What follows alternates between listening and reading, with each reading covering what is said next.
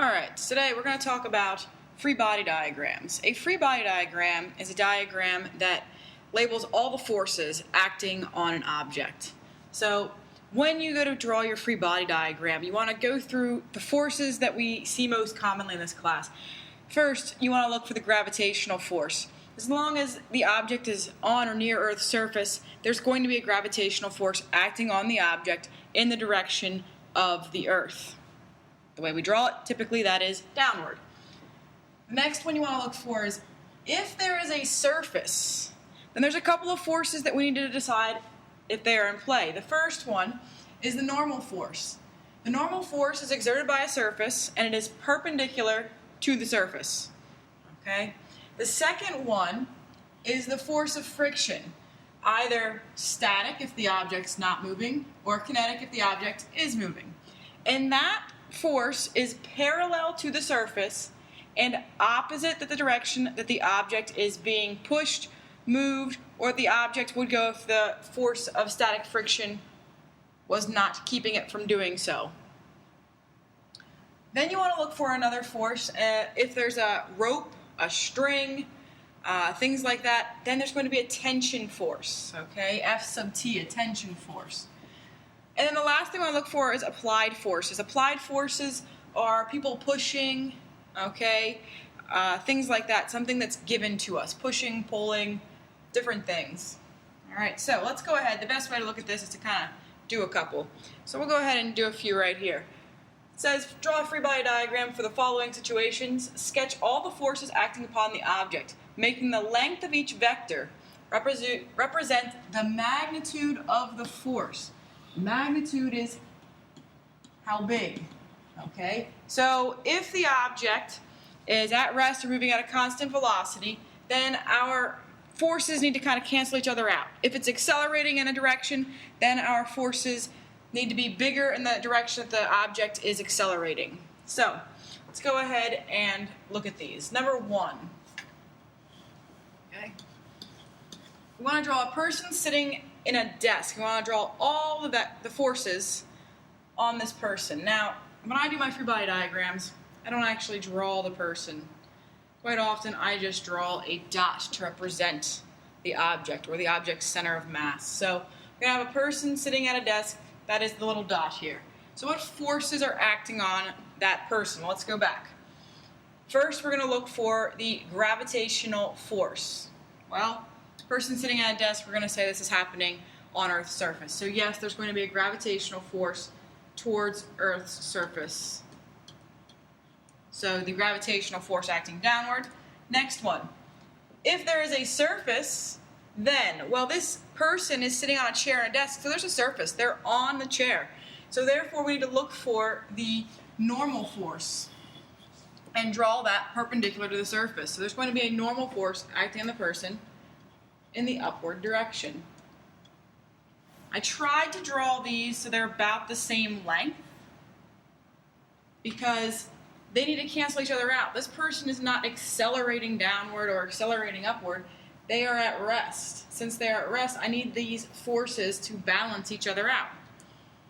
Then we're going to look for force of static friction or kinetic friction.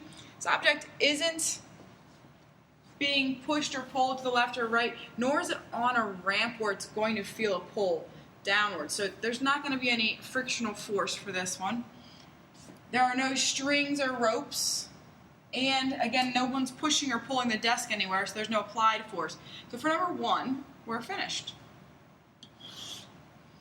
Number two. A picture frame hangs by two strings that make a 100-degree angle with each other. So again, I'm not going to draw the whole frame. I'm just going to draw a dot here. Okay? And then I have two strings, one going up into the one direction, one going up in the other direction. And they make a 100-degree angle with each other. So I'll label that angle as 100 degrees. And now I'm going to go ahead and look for my forces. Well, gravitational force. Well, the gravitational force should be there because this is going to be near Earth's surface. So I have a gravitational force acting in the downward direction.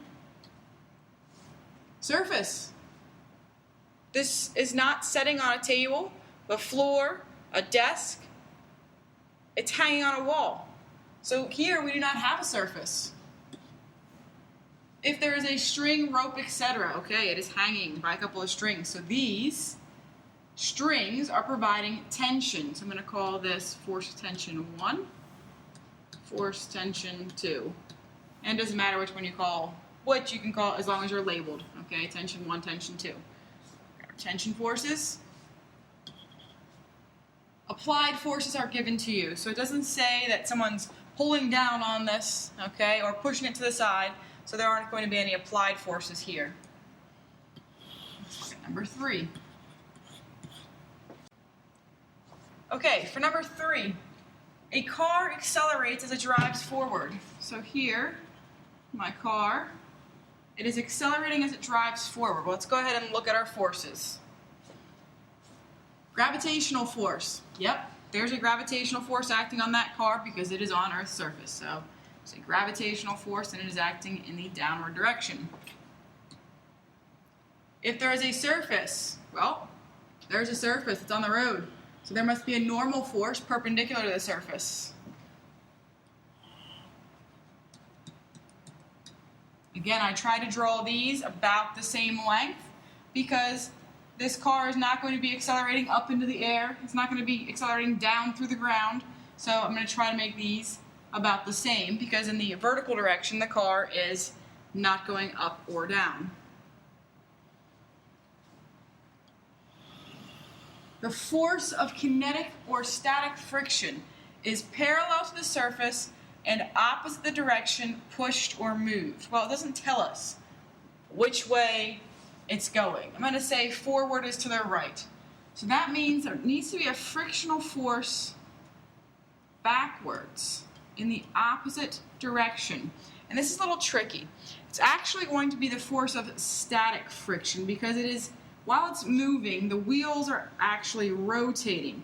So when we think of something as moving, we mean sliding. So since a new point is touching the ground as it rotates, we say it is the force of static friction.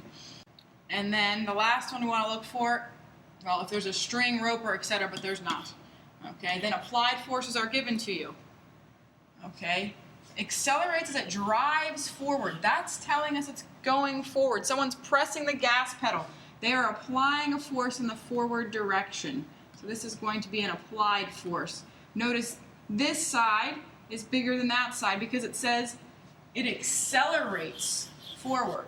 Okay, and when it's accelerating, the force needs to be bigger in the direction that it is accelerating. Now, if it was going at a constant velocity, these would actually be the same.